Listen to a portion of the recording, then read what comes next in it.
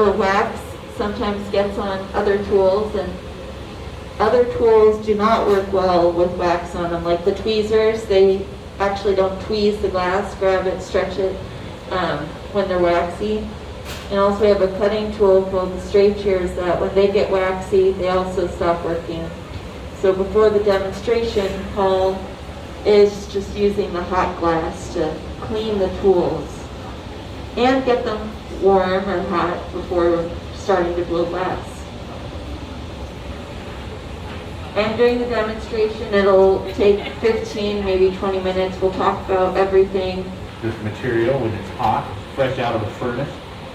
And we asked anybody if they'd seen this before. I don't think we got much responses for people that have seen it. Here's what happened. That's liquid molten glass right there. Pull it through. Pull it one through. All right, coil that all back up.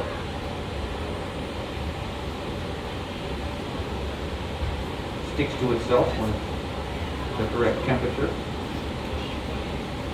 Get that hot again.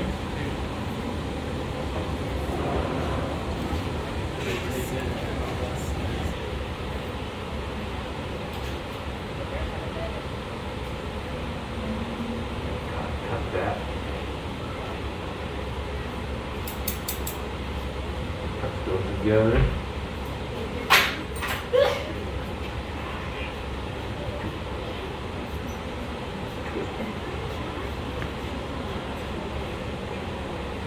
Braid that all up.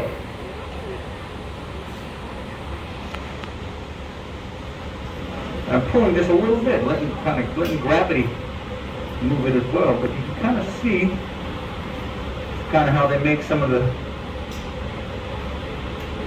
work that you might see in the exhibition, using gravity, the heat of the glass, to naturally make a lot of the shapes, organic shapes that you see here. That's the best way to do it. Let the natural elements sort of make it for you. Once it gets cold enough, stop moving. So something of this size, we can get it hot again, try to manipulate it. It's going to change the shape, might not look as liquid as fluid. So generally that's what you do. You can imagine, this is our reheating chamber over here, our reheating furnace behind here. It's kind of small. Chihuly is a much larger one, but even some of the longer pieces, like the pieces that you see in the Pacific Sun, they're about 5 feet long. You can't get them hot again after you pull them and stretch them. So that's it, they're done. Once you get the heat, you pull it the right way, you snip off the tip, let them cool down, and that's it. Then you have to get them off of the blowpipe before they get too cold and break. And that's the last form they had before they got too cold. Couldn't do anything with them. So kind of a cool little detail. And then this just any clear glass we can reuse and remelt. So we have my reuse and remelt bucket right here. That goes in there. Throw that in tonight. Be part of the 11:15 demonstration tomorrow morning. And I'll talk about the community part of it after we blow glass, but just to give you an idea, we like to give back to the local art scene. 2 safety rules before we begin. First, please do not cross the ropes, and then if a piece of glass or a tool lands on the ground past the barriers, please do not try and touch it. Could be sharp, hot, or both.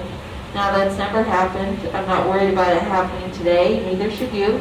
But if it does, if today is the day, I'll see it happening and take care of it immediately. Stage. Hello, Paul. Thanks, everybody. Welcome to the show. He'll be the gaffer, and the gaffer is the lead glass blower, so he'll make all the decisions from the form to the colors that we use. My name is Sophie. I'll help him in narrate. Sophie.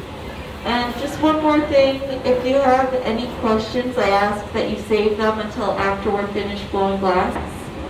Now when he brings it out, the glass does not look clear. It's glowing orange. And it's moving a lot. If we stop turning, the glass will run off the pipe. So the reason for the glow and the reason for the movement is the temperature. Our glass melting furnace is sitting at 2,175 degrees Fahrenheit or 1190 Celsius. Sitting at the bench, this is actually where the majority of the work takes place. And Paul is starting to shape and cool the glass. getting it ready for a bubble.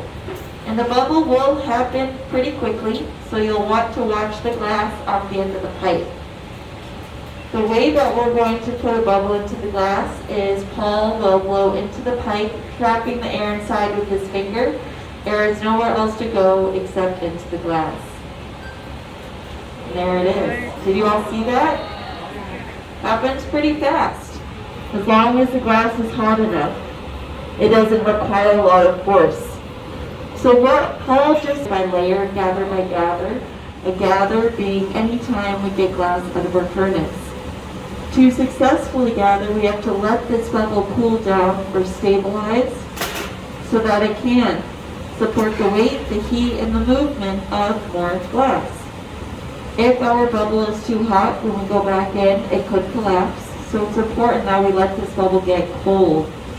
When I say the bubble is getting cold, but it's still incredibly hot, we're not going to start touching it anytime soon. But you can see that the glass has lost its glow, lost its movement. It's starting to look like clear glass right now. Sparkles really nicely in the light. And I bet you anything it's going to sound like cold glass. Now on our marver, that's what we call the steel top table, we have a pile of crushed up colored glass laid out. We call the crushed up colored glass frit, F-R-I-T. And as long as the frit is small enough, all we have to do is just roll the hot glass into the color and it sticks. The reason the frit is sticking is because it's absorbing that heat very quickly. But at this point, the frit is still raised up. We haven't actually melted it in yet. And Paul is using a really vibrant red. However, the glass does not look red. It looks pretty dark, almost black even. And that is really just an indicator of the heat. The heat really masks the true colors of the glass. The heat source that he just came out of. The oven behind him is what we call the glory hole. It acts as a reheating chamber, and it's just a big barrel of fire. There is no glass in there except what's on the end of the pipe. And we use it to reheat and re-energize the glass.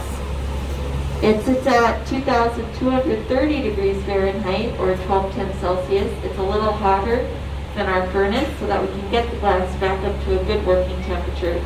And the blocks live in buckets of water because we're using steam to shape and cool the glass. Freezing the tip of that glass will allow him to direct where his air goes. So the glass will expand where it's hottest. The part he did not touch got a little thinner, closer to the pipe. But first we might use the newspaper. That's what that is. It's, Hello. I think 10 sheets of the Seattle Times. 9, always 9. Always 9. It's essentially a pad of folded up newspaper, and the closest we get to touching and shaping the glass with our bare hand. This part of the vase, I think we're making a different shape, but essentially we're working backwards. A waist, squeezing the glass. Hello.